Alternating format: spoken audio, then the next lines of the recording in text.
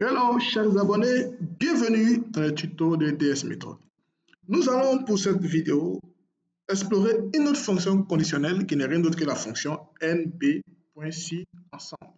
Alors, souvenez-vous que dans la vidéo précédente, nous avons exploré la fonction nb.si tout court. Et cette fonction permettait de compter le nombre de cellules qui répondaient à un seul critère. Avec la fonction nb.si ensemble, nous avons la possibilité de compter le nombre de cellules qui répondent là à plusieurs critères. Alors, passons à la pratique. On nous demande ici de trouver le nombre de vendeurs qui sont du secteur d'Abidjan Nord et dont le chiffre d'affaires est supérieur à 120 000. On fait appeler la fonction nb.si ensemble. Pour être plus professionnel et dans un style didactique, nous allons sélectionner ici f de x. Très bien. La première plage de critères ici, ce n'est pas obligé de suivre les critères dans l'ordre. Déjà, il faut que Abidjan Nord soit les premiers critères. Alors, on prend les secteurs d'Abidjan. Très bien. Les critères ici, Abidjan Nord.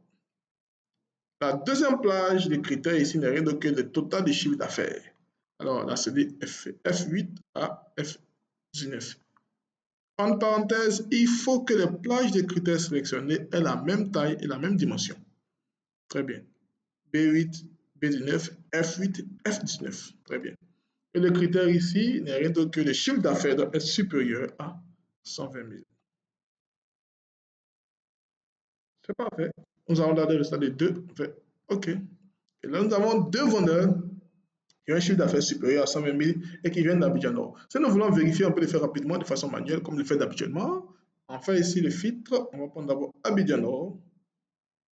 Abidjan Nord. Et nous allons voir ici qu'il y a deux vendeurs, à savoir Léa Moulot et Luc Duchel, qui ont un chiffre d'affaires supérieur à 120 000 francs.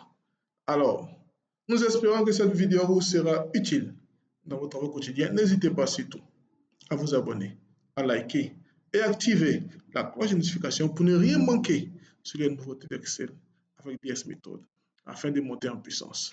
Je vous dis à très bientôt pour une autre vidéo sur les fonctions conditionnelles.